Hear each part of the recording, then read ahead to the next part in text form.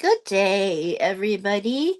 This is Yin Yang in California with Morsels of a Thought number 1569 at our new time, Pacific Daylight Time, 6:10 a.m. Uh, Stoic Saturdays today. I am trying to make everybody smile. Yesterday I had hand surgery, so I woke up a little late today despite the fact that I gave myself an extra hour. Anyway, I had hand surgery, so that's why I'm wearing a glove, and that way you don't see the little bandages all over my hand right now. So I'm on some Tylenol and over the counter. Well, no, I'm not. I have one prescription and one over the counter. So today's Stoic Saturdays. I try to come on every morning to give you something to think about, morsels of a thought to think about. And hopefully, the thoughts are more of what to do than they are of just random pieces of news that don't affect you. I want to make more virtue in the world, and by doing it indirectly, by giving people morsels of a thought, um, I might have a little virtuous little kid right here coming up on my lap. She may or may not show up here. What do you know? It's Esri. This is the first time in so long, about a year or two, so many years, that a cat has come into my show. Um, it's been a little while.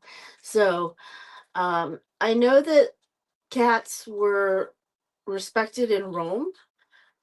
Epictetus is the person we're going to be reading about today, who was a Stoic. He was a teacher, and he started out as a slave. He was freed and became a lecturer. And there are some critics who say that he wasn't perfect, but he wrote a lot. He wrote the discourses, he wrote fragments, and he wrote, oh, what else did he write? A handbook. And we're reading. Ooh, shoot. Why do they always puncture me? There's a little puncture right there. Shoot. Girl. Oh, well. Anyway, so here we are. I shouldn't use my left hand, really. We are on page 12 of the introduction in the book edited and translated by Robin Waterfield. Do you have any idea how hard it is to translate Latin? Oh, oh my gosh. I have done it, and I have done a lot of it to my, you know, in my limited education of Latin. And boy, someday maybe I'll get a degree in Latin. Who knows? But at this moment, it is still fairly limited what I know. Um, so, along with logic and physics, the systematic study of ethics and moral psychology would have formed the final part of the curriculum. The students would have learned, above all, why virtue is the only good and vice the only thing that is bad, how all actions follow from what the Stoics called inclinations, hormai, why passions are misleading, and what it is appropriate or proper for us as human beings to do. I know Epictetus's name was a Roman name. I'm trying to decide whether I remember anything about whether he wrote it in Latin or in Greek. Homai sounds like a Greek word to me. And this new translation of Epictetus by Waterfield is very welcome indeed. Both the translation and the notes help to make Epictetus more accessible than ever. Especially valuable is the introduction. Okay. I think it was Latin because, okay, Epictetus, circa 50 to 130 Common Era, era, oh, was a Greek Stoic philosopher. Robin Waterfield is an independent scholar and translator living in southern Greece. In addition to translating 30 volumes of Greek literary works, he has written numerous books ranging from children's fiction to Greek history. His most recent book is The Making of a King, also published by the University of Chicago Press. So it was Greek. Hormai. Along with logic and physics, the systematic study of ethics and moral psychology would have formed the final part of the curriculum. The students would have learned, above all, why virtue is the only good and vice the only thing that is bad, how all actions follow from what the Stoics called inclinations, hormai, why passions are misleading, and what it is appropriate or proper for us as human beings to do. So, logic, physics, and ethics were all represented in the school curriculum. The chief means of acquainting students with these fields was the study of classic Stoic texts, especially those of Chrysippus. Chrysippus. A student would be sent a chunk of one of these texts to study, and the next day uh, it would be read out either by him or by Epictetus, and then one or both of them would explain the text, answer questions, and defend the content against the theories of rival philosophical schools. Oh boy. 1.10.8, 1.26.1, 2.1.30, 2.14.1, 2.2, 1.11, 3.2, 1.6 to 7. Or it might be opened up for general discussion, 2.6.20. As well as this oral work, written work was required, 2.6.23, 2.17.35, 4.4.17. But even if all three parts of philosophy formed the curriculum that was taught in the school in the mornings, the basic thrust of the discourses delivered in the afternoons is ethical.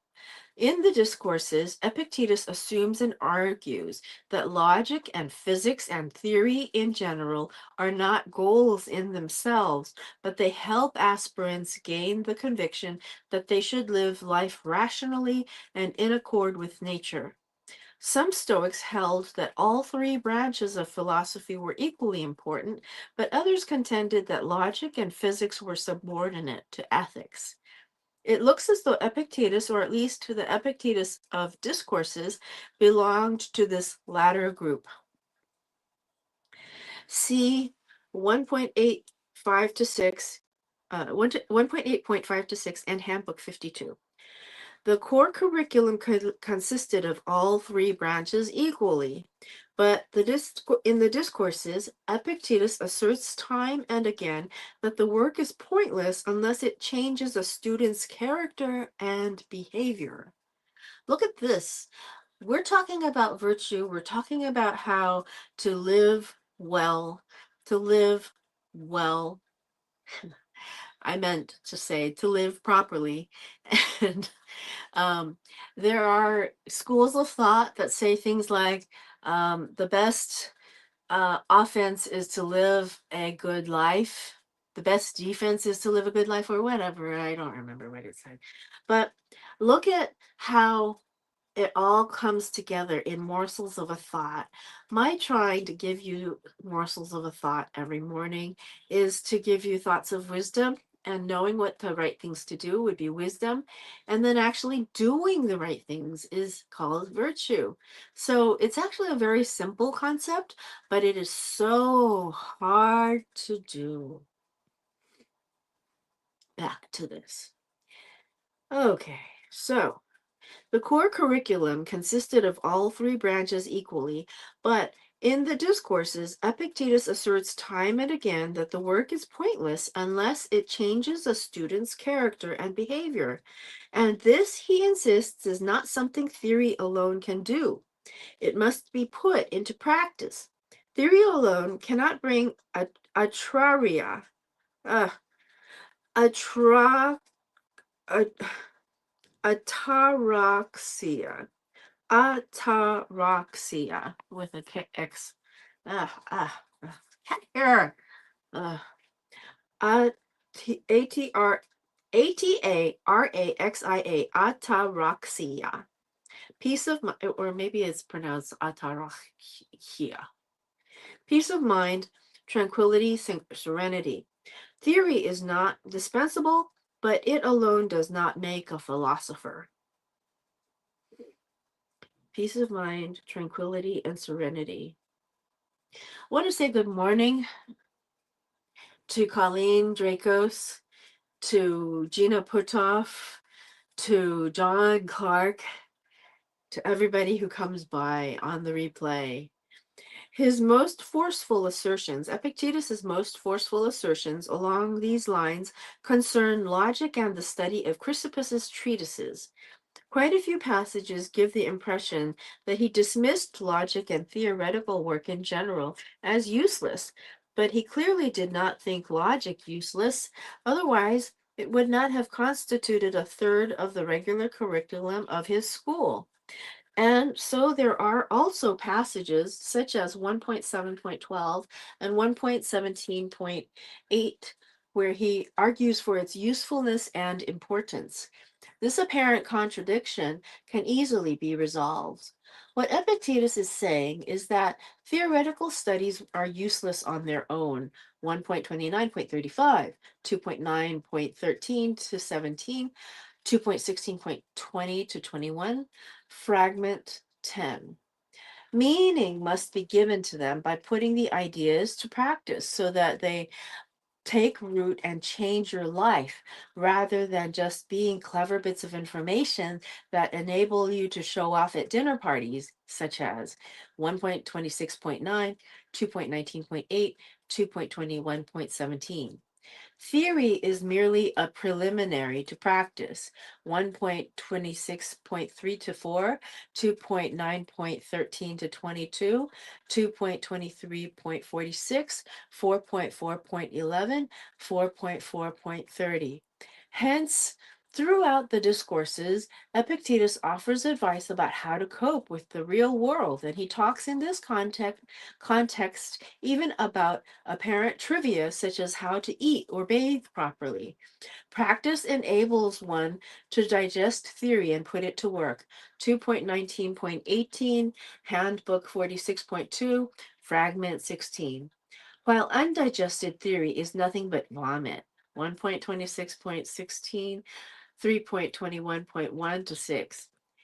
If you didn't learn the theory so as to be able to put it into practice, what was the point? 1.29.35.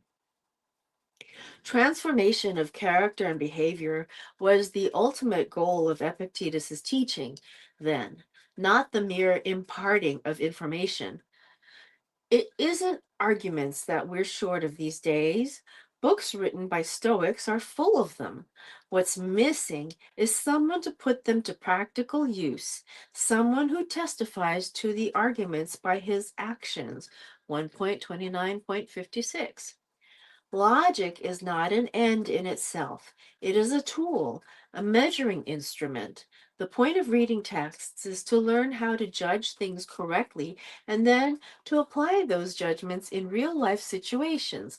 1.4 1.4.18 to 24, 2.9.13 to 14, 2.17.29 to 33, 2.19.21 to 24, 3.21 to 0.23, 4.4.11 to 18.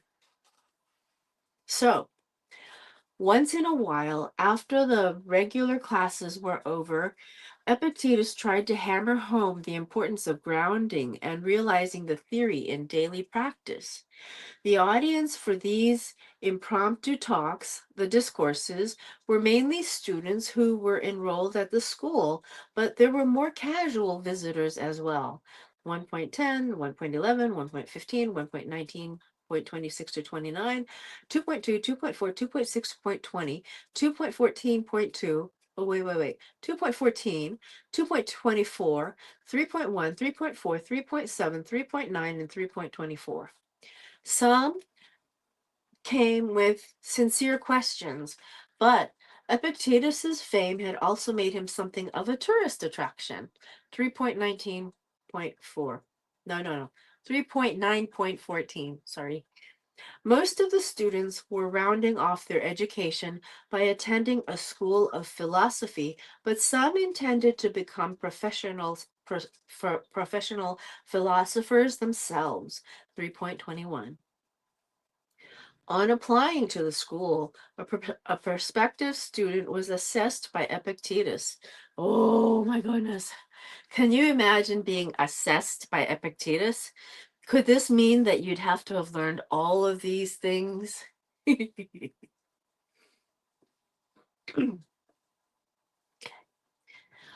On applying to the school, a prospective student was assessed by Epictetus. 2.24, 3.1, 3.6.9 to 10. For the application to be accepted, the student had to be open-minded and willing to change. 3.15.8 to 13, 4.2.2, Handbook 29.7. Epictetus would present the starting point of philosophy in perfectly general terms, not specifically Stoic. 2.11. Any student who was accepted was first entrusted, at least in part, to take care of an older student. 1.26.13. Perhaps one of those who intended to make a career out of philosophy. The students would mostly have been in their late teens or early 20s, but some of the visitors were older. Epictetus may even have been visited by the Emperor Hadrian in 125 or thereabouts. At any rate, the emperor certainly passed through Nicopolis, and given his love of all things Greek, it is hard to imagine that he did not visit the most famous contemporary teacher of Greek philosophy. Some of the talks were clearly delivered in some kind of classroom, and those would have been exclusively for students, but some were delivered in the open air, and that is when Epictetus became available to casual visitors. I can tell you, I once gave a lecture now I don't have a degree, but I did lecture in China at a park near a university, outdoors in the summertime, at night, in the evening, dusk. I think it was really close to, just turning dark.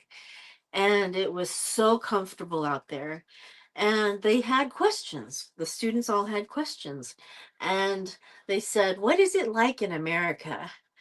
And so I would tell them, America, you guys are discovering what it's like in America just by how things are changing in China all the time, and how your cities are becoming. But the one thing in America we have is that we got there first, and we used all the styrofoam. We polluted the earth.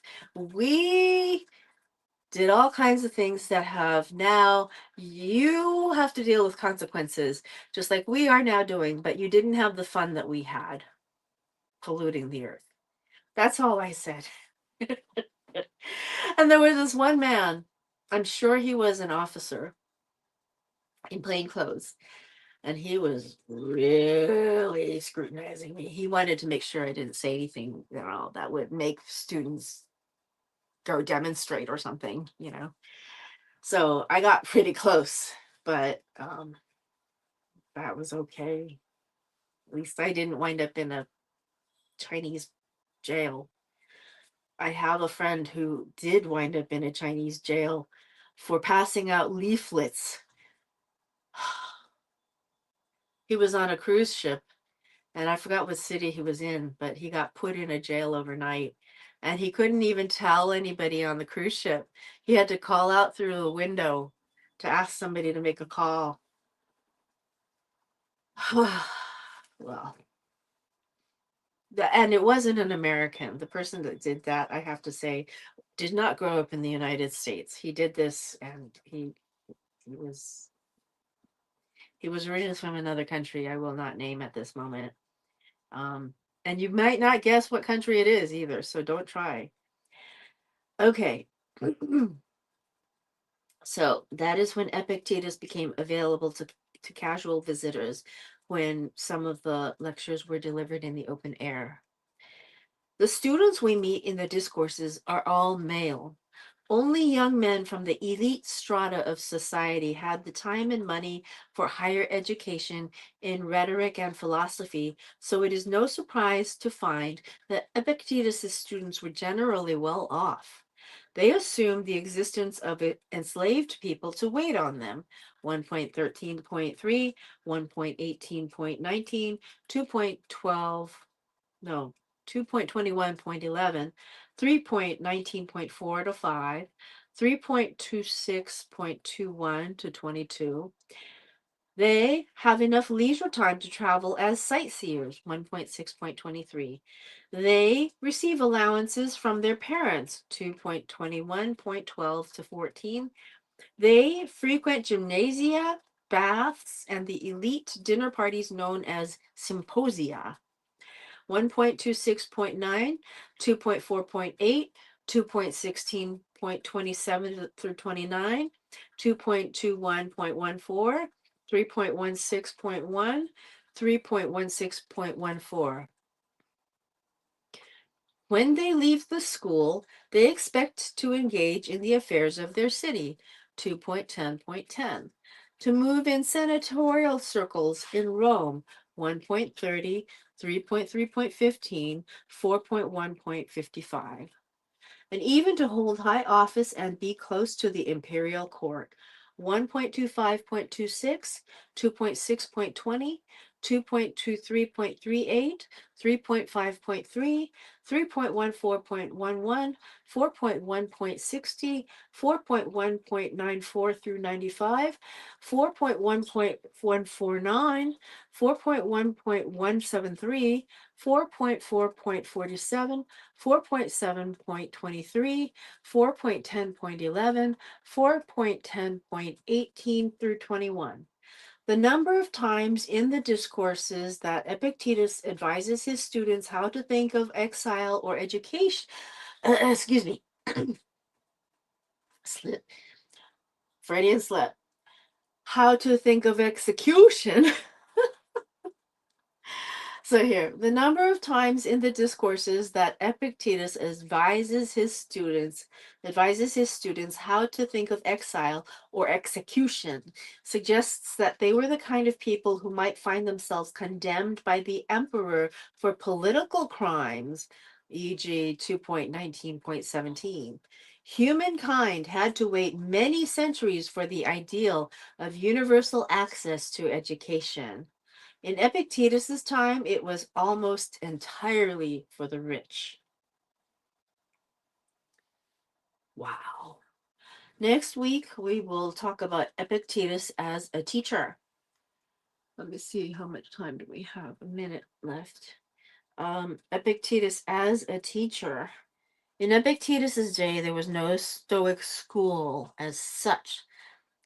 Okay, so there would be a historical value to reading that part next week. Oh, hold on. Let me write it down so I don't lose my place. And anyway, so, oh, we have another visitor. Let's see if this visitor will come up here. Um, Hi, Esri, would you like to come up again? We'll see. Anyway, okay, I will see you tomorrow. Come on up. Come on up, Esri. Let's see if she comes up before we finish here. Yes, she does. She knew the show was over. This is not cute. Isn't that cute? Have you seen her? She's gotten chunky. This is little Esri. Do you recall the little kitten that was climbing up my shoulder, over my shoulder, and gave you her butt shot? This is little butt shot Esri. This is Esri. She is now 3 years old. That was when she was 3 weeks old. So now we know how big she can get. She's got her own little, yeah. Okay. Ow, ow, ow, ow. Oh. Okay. I'll talk to you later. Old Kinderhick.